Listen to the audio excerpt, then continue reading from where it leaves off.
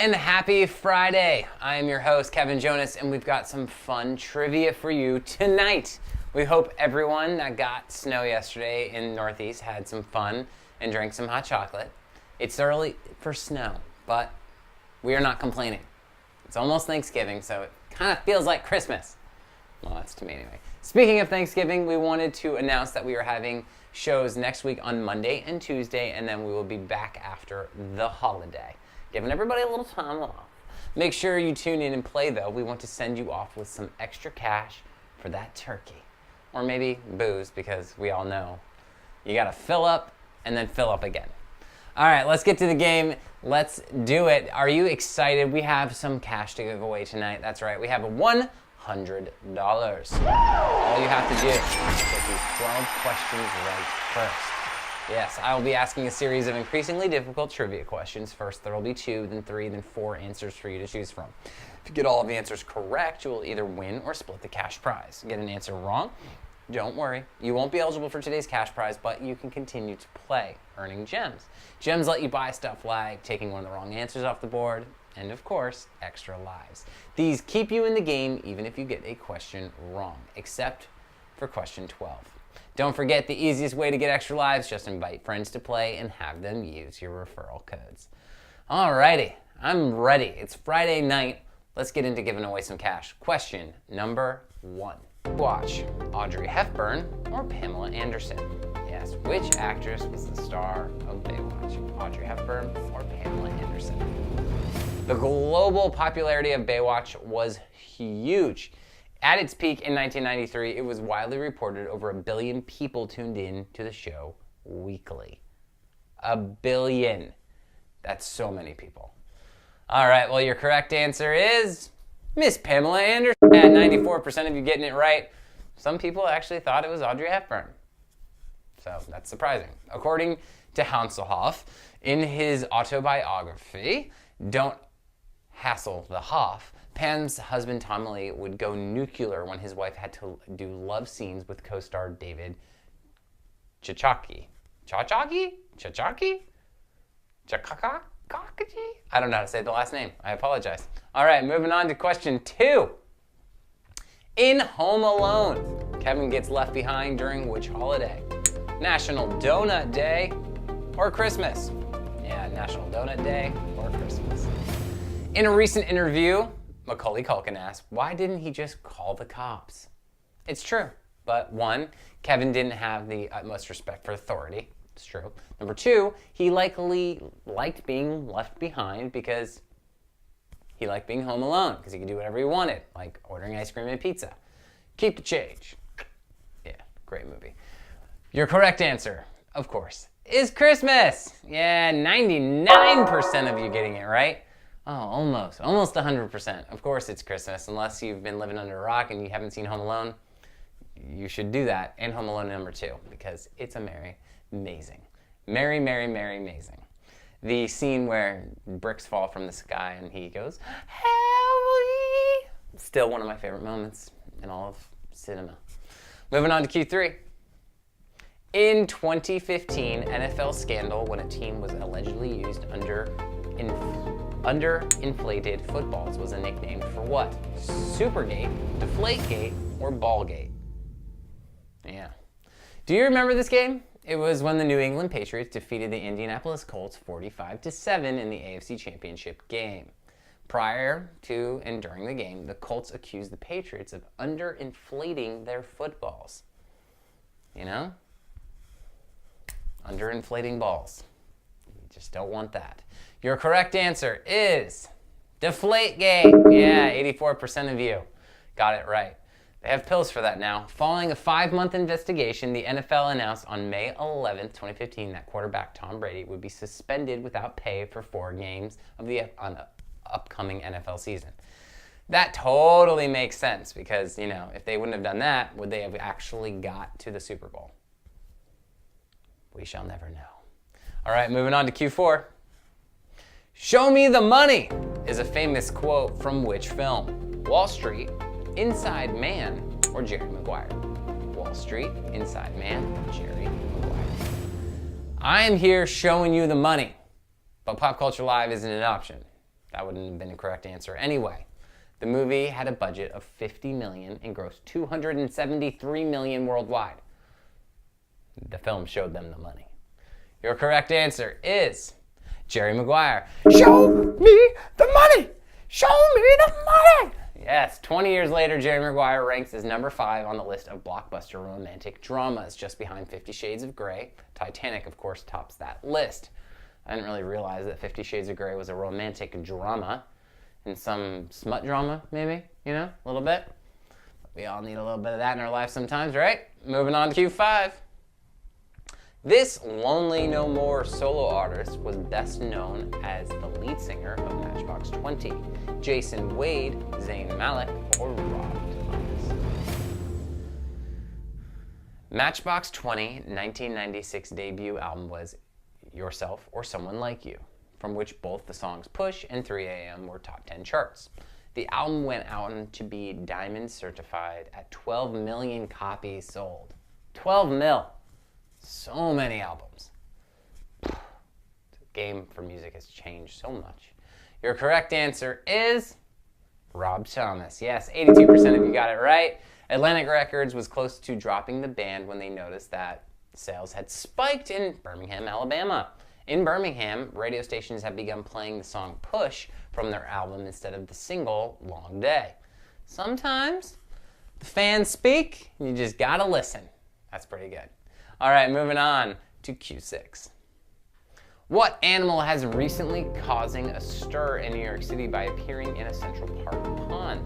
Diamondback terrapin, mandarin duck, or white-fox squirrel? With all the hustle and bustle of the city, the pond at Central Park is one of the few places you can go to escape and not hear the traffic. It's also one of Central Park's 7 naturalistic water bodies, meaning it is not actually man-made. So, that's pretty cool. Well, your correct answer is the mandarin duck. Yes, 61% of you getting it right. Well done. Have you seen this duck? It actually looks unreal. It is so pretty. It is amazing. Plus, he heard just right there in the middle of New York, there's the Mandarin Oriental right across from the park. So, he might have had an option. He's like, all right, cool. It says Mandarin. I'm going there. Moving on to Q7. What song topped the Billboard Top 100 in 2009? Boom Boom Pow, Obsessed, or Love Story? Boom Boom Pow, Obsessed, or Love Story? So what exactly is the Billboard Top 100? I mean, we all know what it is, but what is it really? The Billboard Hot 100 is the music industry's standard record chart in the United States for songs and is published weekly by Billboard. Chart rankings are based on sales, radio play, and now, of course, online streaming in the United States. Streaming is a huge factor for all of us now. The game has changed. All right, your correct answer is Boom Boom Pow. Yeah, Black Eyed Peas. 61% of you got it right. Boom Boom Pow is a song by the Black Eyed Peas and was released in the lead single from their 5th studio album, The End. 2009, it made that list. It's probably because they wouldn't play the Jonas Brothers then. Moving on to Q8. The star of the film Precious appeared in an episode of Drunk History as Diana Ross, Harriet Tubman, or Ella Fitzgerald. Diana Ross, Harriet Tubman, Ella Fitzgerald. Drunk History is a show that films actual drunk people being drunk and then getting even more drunk. Some have gotten more drunk than others. Yeah, it's true. It's kind of hilarious, and believe it or not, it is in fact all factual. So they should play it in schools. You'll probably actually learn something. Your correct answer is Ella Fitzgerald. That's right, 41% getting it right. The show hosts, like the narrators, good and hammered for real. The show is called Drunk History for a reason, not a couple of light beers history or tipsy history. I don't think I could watch a show called A Couple of Light Beers History. That just sounds like visiting my dad. Moving on to Q9.